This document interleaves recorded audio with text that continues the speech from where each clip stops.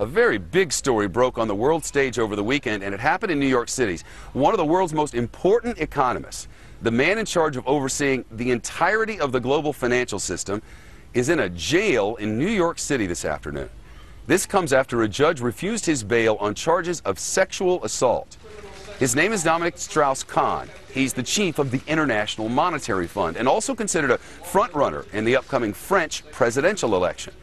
But over the weekend, the New York Police Department arrested Strauss-Kahn on charges that he attempted to rape a housekeeper in a $3,000 a night hotel suite in a Midtown Manhattan hotel. In a dramatic move today, investigators took him off a plane moments before it left for Paris. And because of that and other reasons, prosecutors called him a serious flight risk. The defendant has the personal, political, and financial resources to, in fact, flee and evade law enforcement. He is a person of means, sophistication. By all appearances, he has the resources to evade capture and prosecution were he to be released. Strauss-Kahn's lawyer denied that he was a flight risk at all and also claims he is innocent of any wrongdoing.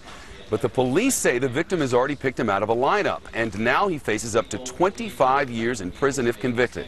There's DNA involved, there's he said, she said involved, and an enormous court case ahead. The chief Fox Report correspondent Jonathan Hunt is live outside the Manhattan Criminal Court with more. Jonathan, the prosecutors give a lot of detail about what she says happened in that hotel room.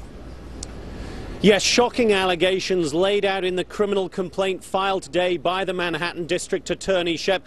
Those allegations perhaps best quoted directly from that complaint, in which the District Attorney says, and I quote, Dominic Strauss-Kahn shut the door of his hotel room, thereby preventing the victim, a member of the hotel's cleaning staff, from leaving. He grabbed the victim's chest without consent, attempted to remove her pantyhose, and forcibly grabbed the victim's vaginal area. His penis made contact with the victim's mouth twice through the use of force. Dominic Strauss-Kahn himself was in court to hear the 6 total charges laid against him. He looked haggard, unshaven, and somewhat shocked, perhaps not surprisingly, for a man who is used to multi-$1,000 hotel suites, but instead who spent last night in a holding cell in Harlem, Shep.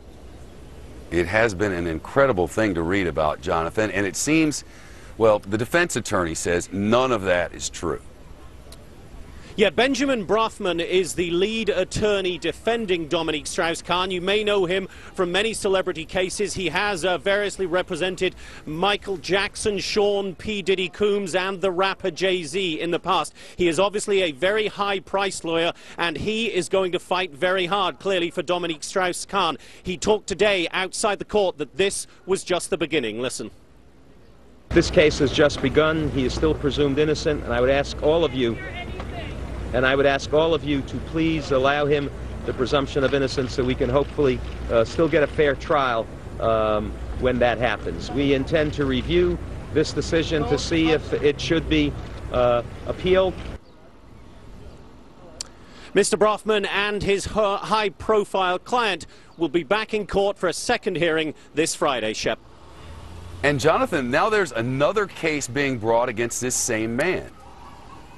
Yeah, well, Dominic Strauss-Kahn has long been known in France, apparently, as something of a womanizer. In fact, his nickname in the French press has for many years been the Great Seducer. But on a more serious note, right now, a second criminal complaint has now been filed in France against him. This was from a young woman, a writer, who claims that Mr. Strauss-Kahn assaulted her back in 2002. At the time, she decided not to pursue charges because she was persuaded against doing so by her mother, who was also a member of Mr. Strauss-Kahn's same Socialist Party. But that woman has now come forward and said she is filing this criminal complaint. Separately, Shep, prosecutors have said here in Manhattan that they are looking into now similar conduct in what they called a similar case. We don't know whether that is actually the French case, but clearly there is a pattern here, according to prosecutors, that they want to look into, Shep.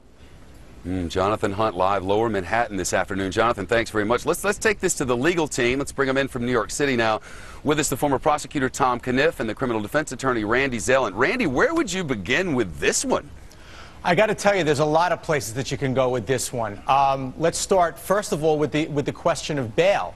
Certainly, just because someone has means doesn't make them a flight risk. Oh, but I want to talk about the accusations here. I mean, we're about to have some DNA in here. Hey, we're talking about a man who was considered a real possibility for the president of France and the head of the IMF. And this woman makes these accusations. Which makes him DNA, a target. then what do you do? Which makes him a target. So let's go to the evidence. He voluntarily submitted to forensic examination. Let me tell you something, Shep. A guy with his means, if this happened Saturday afternoon, he's not on a plane until Sunday morning. You don't think he had the means to jump on a private jet and get the hell out of here or go right to the French mission? I mean, come on. Let me tell you something else. Let's look at the surveillance. Let's set up a timeline. He apparently was having lunch with his daughter. You've got an alibi. You've got so much to work here. And let's just talk about a 62-year-old guy, 32-year-old chambermaid. He has to forcibly make contact, her mouth, his penis. Are you kidding me? I mean, come on. Now you have another woman jumping out of the woodwork. You've got a lot to work here. And Ben Brafman, rarefied air as far as defense attorneys go. Tommy, there's a lot to sort through here for a prosecutor. I mean, the list is long and incredible. Shep, you know, just to pick up on Randy's last point, I happened to be down at 100 Center Street last night waiting to arraign one of my clients. I waited till 1:30 in the morning because this guy backed up the courthouse so long with the apps. I've never seen a media frenzy like that at that courthouse, and that's a courthouse that is used to this kind of attention. But I could tell you that there was a load of French media there in the court, and the murmur around the court among the French media was no one was the least bit surprised about these allegations.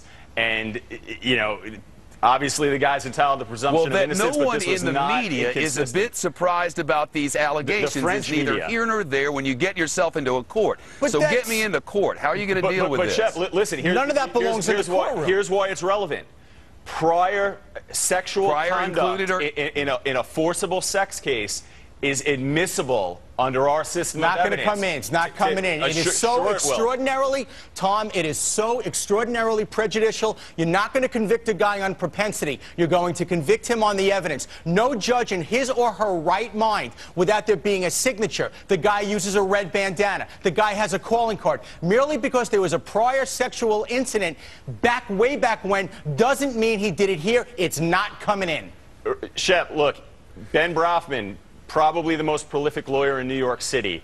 If he was so sure that his client had clean hands here, he wouldn't have stopped short of issuing a full denial. He tried to walk the line here. On one hand, you have this, he's alluding to this alibi that they were out at dinner, that he was out at a restaurant with his family.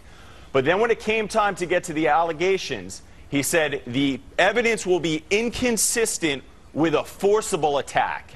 That's a tacit admission that there was that he is conceding there was some sort of sexual conduct here. No, that's just that's what that is. That's just a lawyer who knows. I'm out of time. We're going to know a lot more pretty soon, and we'll stay on this one. The head of the IMF and a potential French presidential candidate and all this in Manhattan.